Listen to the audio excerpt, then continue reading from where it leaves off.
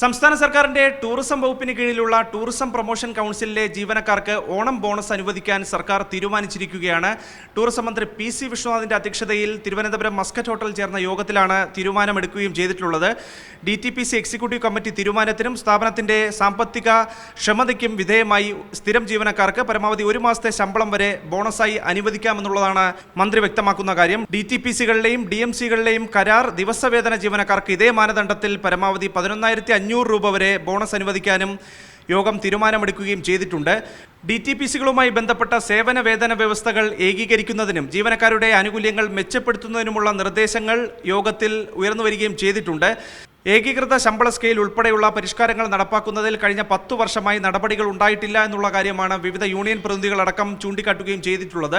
ഇക്കാര്യങ്ങൾ സർക്കാർ അനുഭാവപൂർവ്വം പരിഗണിക്കുമെന്നും സേവന വേതന വ്യവസ്ഥകളിലെ ഏകീകരണം ഉൾപ്പെടെയുള്ള വിഷയങ്ങൾ പിന്നീട് വിശദമായി പരിശോധിക്കുമെന്നും മന്ത്രി പി.സി. വിശ്വനാഥ് അറിയിക്കുകയും ചെയ്തിട്ടുണ്ട്.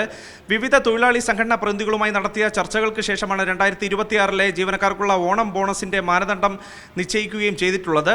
ടൂറിസം വകുപ്പ് സെക്രട്ടറി ഉൾപ്പെടെയുള്ള ഉദ്യോഗസ്ഥർ യോഗത്തിൽ പങ്കെടുക്കുകയും ചെയ്തിട്ടുണ്ട്. DTPC ജീവനക്കാർക്കും 2026 ഓണം ബോണസ് പ്രഖ്യാപിച്ചിരിക്കുകയാണ്. സ്വാഭാവികമായും കഴിഞ്ഞ കുറേ നാളുകളായി തന്നെ നമ്മൾ ഈ സർക്കാരുമായി ബന്ധപ്പെട്ടുള്ള വിവിധ വിഭാഗങ്ങളിലെ ഉദ്യോഗസ്ഥർക്കും ജീവനക്കാർക്കുമൊക്കെ ബോണസ് അനുവദിക്കുന്ന വാർത്തകൾ പങ്കുവച്ചുകൊണ്ടിരിക്കുകയാണ്.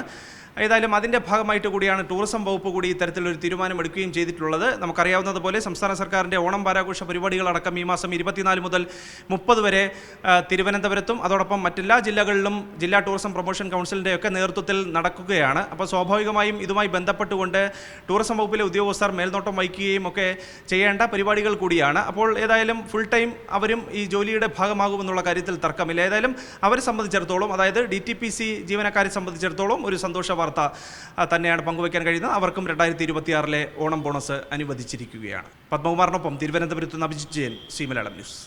ഏറ്റവും പുതിയ വാർത്തകളും വിശേഷങ്ങളും വിരൽത്തുമ്പിലറിയാൻ സി മലയാളം ന്യൂസ് എല്ലാ ഡിജിറ്റൽ പ്ലാറ്റ്ഫോമുകളിലും ലഭ്യം.